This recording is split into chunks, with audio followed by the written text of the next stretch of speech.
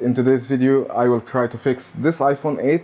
This iPhone came from another shop with audio problem. Actually, I don't know yet what exactly the problem, so I'm gonna check it with you now. What I can see that the phone is telling me failed to update cellular settings. Let me check the baseband circuit. I typed *#06#.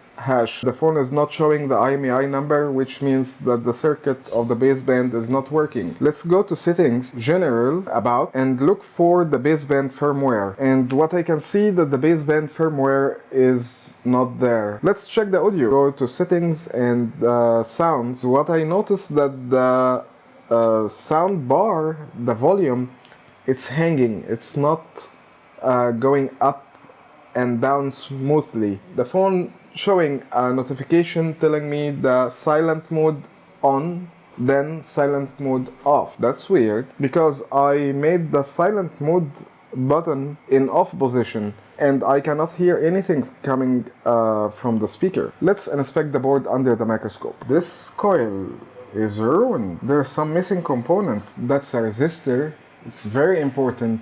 That's a coil. It's very important. This resistor is for I2C3 ISP SDA. Very important line. And that coil related to NFC. NFC is the chip responsible for near field communication. The phone uses this chip to complete the transaction whenever you use Apple Pay. The humidity indicator sticker is turned to red. That means the phone got wet. There is solder coming out, which means somebody put heat on that area, which is not right because this area is glued. This capacitor is corroded and I can see the water here and there. Those components also corroded. This area of the phone seems okay.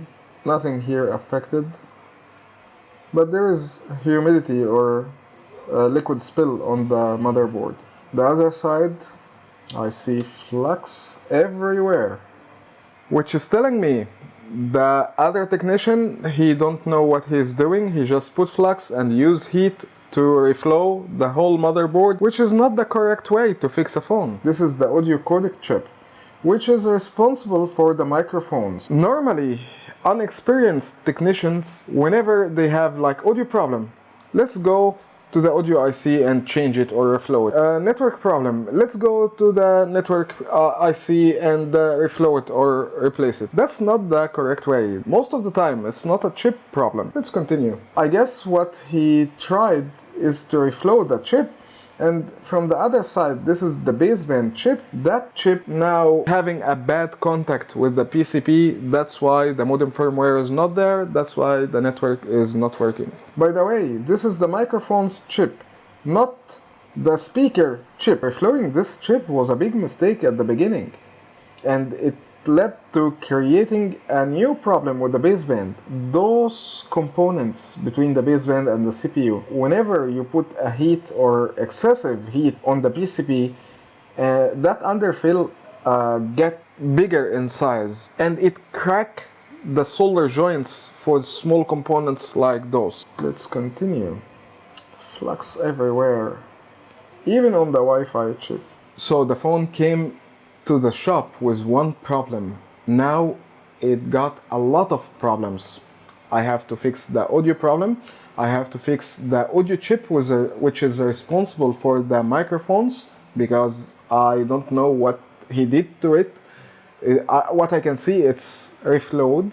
Maybe it is working, maybe it's not, but I have to fix the baseband chip, and I have to fix the tiny small components near the baseband, between the baseband and the CPU, because I'm very sure whenever I will remove the baseband, I will see all these components moving, and some of it, if it doesn't move, maybe it will be held in place, but it's not connected to the motherboard. So I have to remove the underfill and check those tiny components one by one, which is a lot of work. Actually, that would take me like 3 to 4 hours to do. And I don't know if there's other problems he created by reflowing the whole board. He put flux on the whole board, reflowed every chip in the motherboard, so I don't know what other problems he created. Fixing this phone for me, it worth $200, and I called him already and he told me I asked the customer for $50. I don't know what to say, because I will never accept that small amount and he doesn't want to pay from his pocket.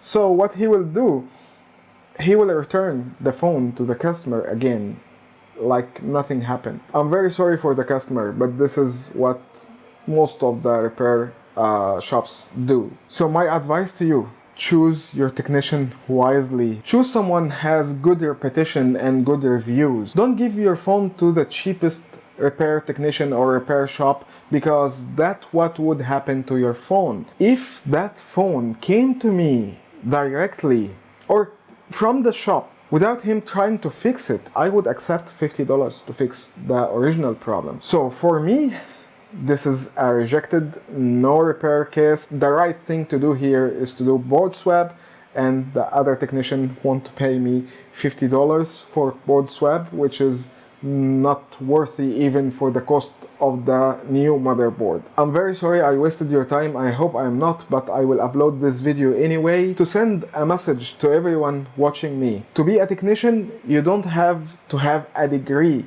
but you must be skilled and follow procedure and honest. My work here is done. I'll see you next one.